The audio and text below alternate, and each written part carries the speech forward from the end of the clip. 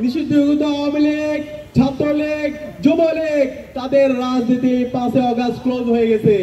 বাংলাদেশে আর এই খুনে হাসিনার রাজনীতি চলবে না। খুনে হাসিনা এবং তার দোসররা বাংলাদেশের স্বাধীনতা সার্বভৌমত্বের জন্য হুমকি। ফ্যাসিবাদ কায়েমের মাধ্যমে বাংলাদেশে খুনে হাসিনা এবং তার দোসররা গত 16 বছরে বাংলাদেশকে একটি অকার্যকর রাষ্ট্রে পরিণত করেছিল। খুনে হাসিনা এবং তার দোসররা জুলাই বিপ্লবে আমাদের 2000 ভাই বোনকে শহীদ করেছে, আমাদের 40,000 ভাই বোনকে গাজী করেছে।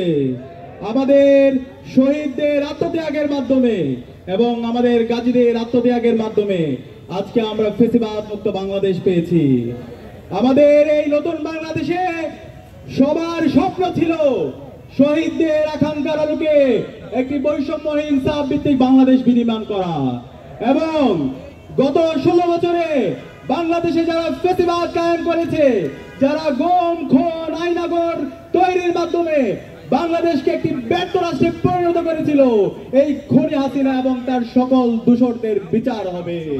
কিন্তু আজকে 1.5 বছর হওয়ার পরও শহীদদের রক্তের উপর যে অন্তর্বর্তীকালীন সরকার বসেছে, তারা এই খুনে হাসিনা এবং তার দোসরদের এখন পর্যন্ত দৃষ্টান্তমূলক বিচারের আওতায় নিয়ে আসতে পারেনি। আমরা অন্তর্বর্তীকালীন সরকারকে জিজ্ঞেস করতে চাই, গত 1.5 বছর জুড়ে আপনারা কি করেছেন? যে ফ্যাসিস্ট লীগ এই দেশ থেকে পালিয়েছে, খুনে হাসিনা এবং তার দোসররা এই দেশ থেকে পালিয়েছে, তারা কিভাবে এই স্বাধীন বাংলাদেশে আবার নতুন করে ষড়যন্ত্র এবং চক্রান্ত করার সাহস দেখাতে পায়?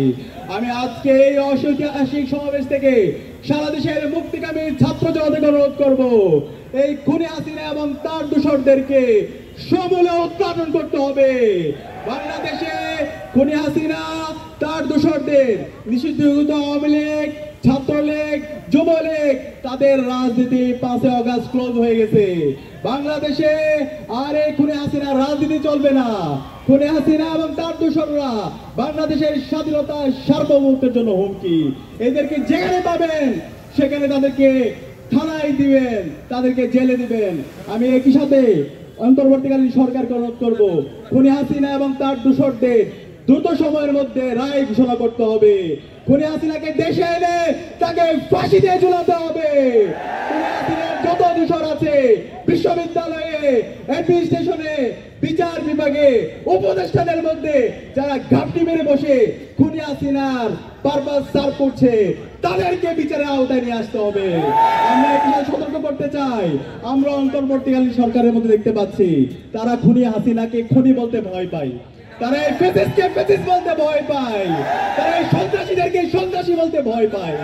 আমরা স্পষ্ট ভাষায় বলে দিতে চাই, যারা খুনি হাসিনার প্রতি সহানুভূতি দেখাবে, তারা খুনি হাসিনা তো এই দেশ থেকে ভারতে পালানোর সুযোগ পাইছে, আপনারা এই দেশ থেকে পালানোর সুযোগ পাবেন না। ছাত্র জনতা আপনাদেরকে যেখানে পাবে সেখানে প্রতিহত করবে।